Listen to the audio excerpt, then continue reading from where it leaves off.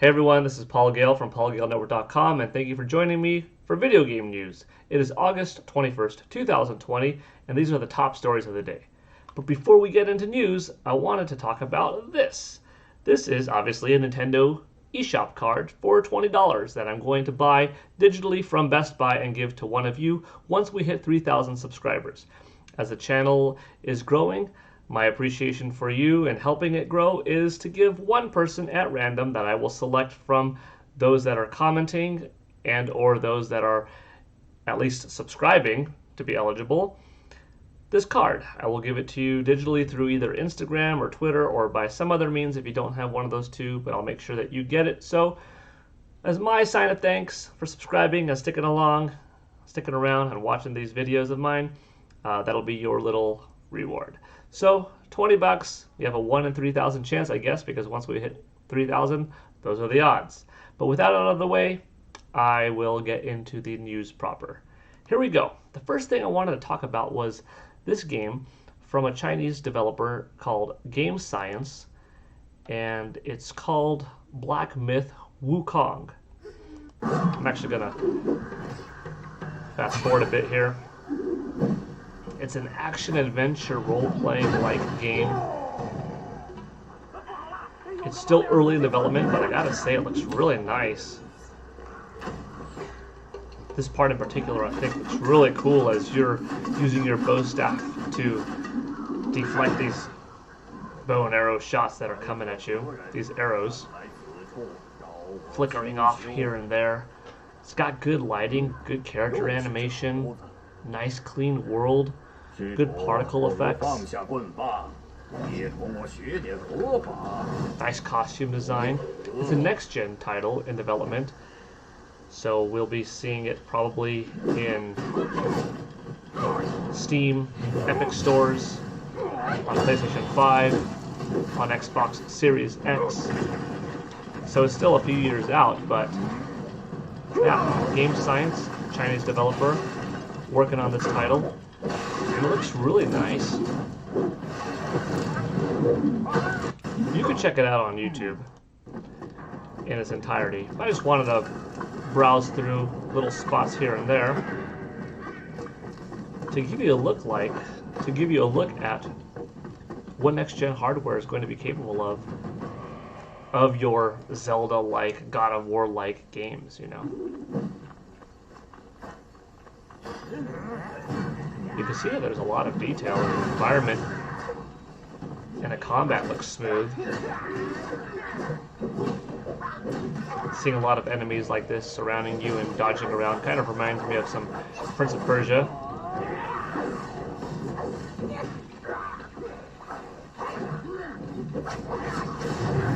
Nice snappy camera. Yeah, good stuff anyhow. Here's a larger boss, werewolf-like character, totally all furred up.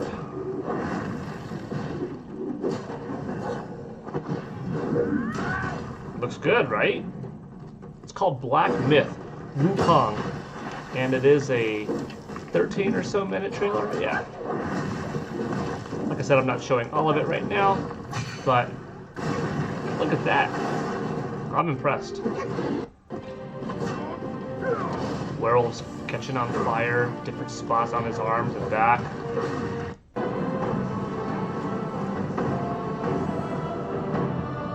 And we're getting into some cinematics here.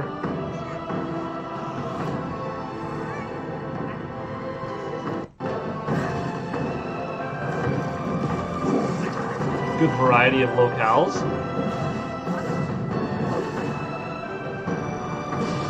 Nice environmental aesthetic. Doesn't that look epic?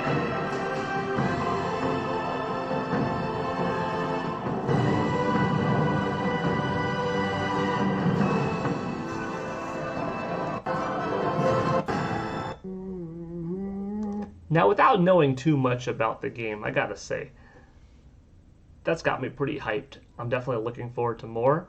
I'll be checking out Black Myth Wukong when it becomes available, and I suggest you check out the full trailer, but that's a little bit of it to get you excited. Next up in news, our favorite thing to talk about. Semi-jokingly, you know, This is the last day before we see actual footage, presumably, from WB Games' new Batman Court of Owls project. You know, I am excited about it. I'm a longtime DC fan. I'm a longtime Batman fan.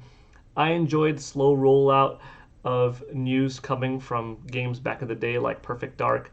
I am having fun with this, deciphering things along the way, but, you know, I'm also ready to see more of it. I'm going to show you there, just a little bit of extra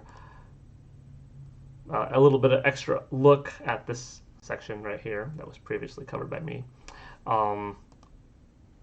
Here's what things break down to. 24 hours remaining. This obviously was captured from this morning. It's less than 24 hours now. We have the DC fandom event dropping tomorrow. It's going to be a whole weekend's worth of cool DC news. We're going to see Wonder Woman 1984 trailer and probably Rocksteady's first footage of Justice League. I should say Suicide Squad Kill the Justice League. We'll see that. We'll finally get to see this game. Should be a cool event. But as you can see here, you know, the new look is of Gotham City, more places being uncovered, different hit zones perhaps from where the bad guys are hanging out. We'll find out more in time. Tomorrow, it's not that far away.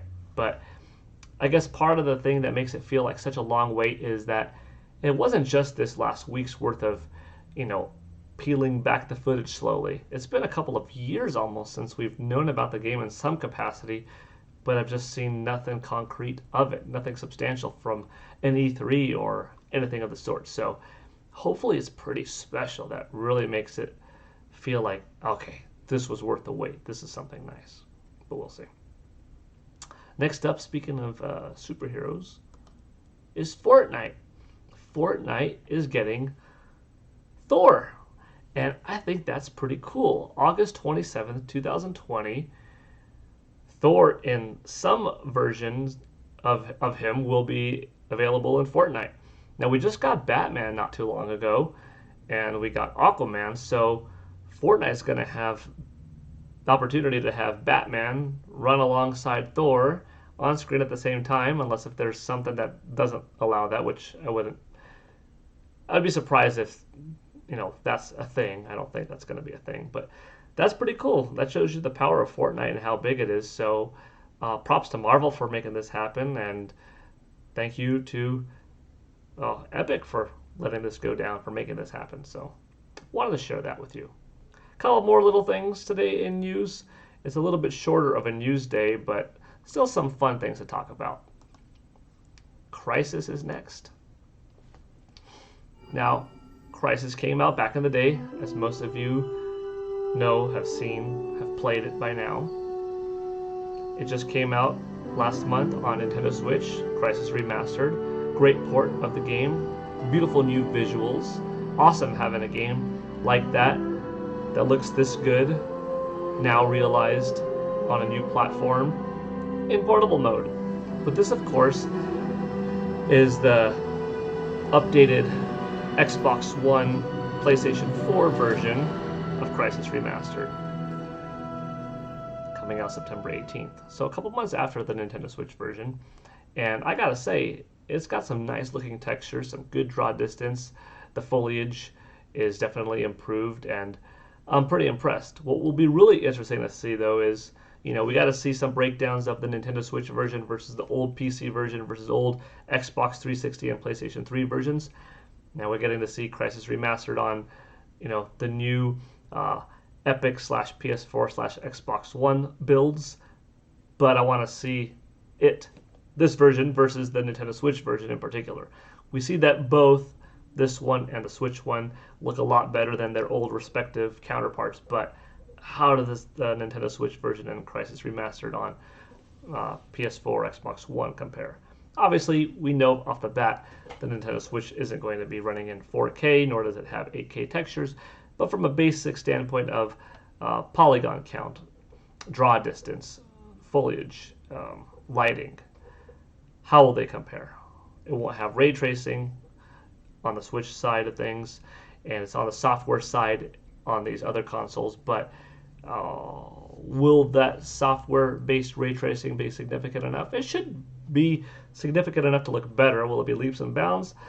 I don't know. From that trailer, I would say not leaps and bounds better than the Nintendo Switch version, but it could be enough for some people to double dip, or in this case, double, triple, quadruple drip, depending on how long back you've been playing Crysis. But I think it's going to be worth checking out, especially if you haven't played the game in a long time, and definitely if you've never played it.